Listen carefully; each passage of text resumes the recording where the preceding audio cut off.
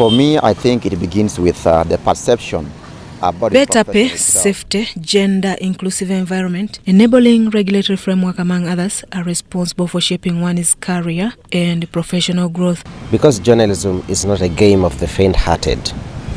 You will get harassed, you will get intimidated, you will work under very harsh conditions.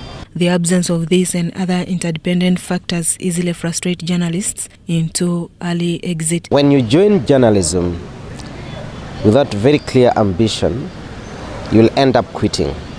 Because most ladies watch their colleagues on TV and they think they make a lot of money. Upcountry best describes in particular our cross with the journalism profession, a situation that is escalated by harm meted on them by their newsrooms. The news reporters' complaints range from family pressure, sexual harassment, gender inequality, wage difference, cyberbullying, all adding up to the journalist. Since it has not been easy balancing work with the family. Family is key in whatever we do, much as sometimes it is challenging. However, female journalists seemed more affected by sexual harassment, gender inequality, wage discrimination as compared to their male counterparts. When I first joined, the first thing that I came across, it was actually sexual harassment, but I managed to brave through. Other contributing factors included family pressure and unsupportive policies in some media houses. It is disgusting.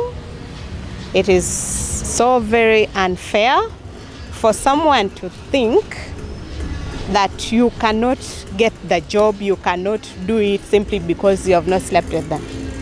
Low pay is said to be compelling some female journalists to either take an early leave of the newsroom or easily lured into offering sexual favors in exchange of promotions and salary boosts. It's also said to have compelled some to engage with their news sources to make ends meet, as Bile Otto explains.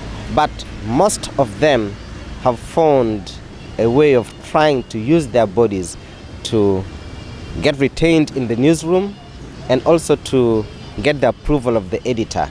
I have had female journalists in my newsrooms, and they tell you when they go to the field, the first sexual harassment is happening. Some could be investigating, very serious stories, and they face threats, so they are not resilient as compared to men. Apart from news sources, editors and news managers have over that time been linked to acts of harassment, gender discrimination, because most organizations do not put much emphasis on policies that protect workers from sexual harassment. These media houses are privately owned, and you find that some of them do not even have what you call a human resource policy. According to the 2017 Women in News survey on sexual harassment, at least 63% of women in the Ugandan media had experienced verbal sexual harassment, while 53% experienced physical sexual harassment. It's going to take us 131 years from today to reach gender parity.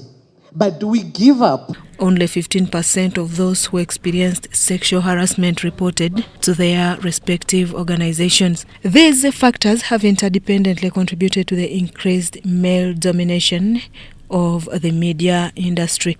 Susan Naonga reporting for ABC TV.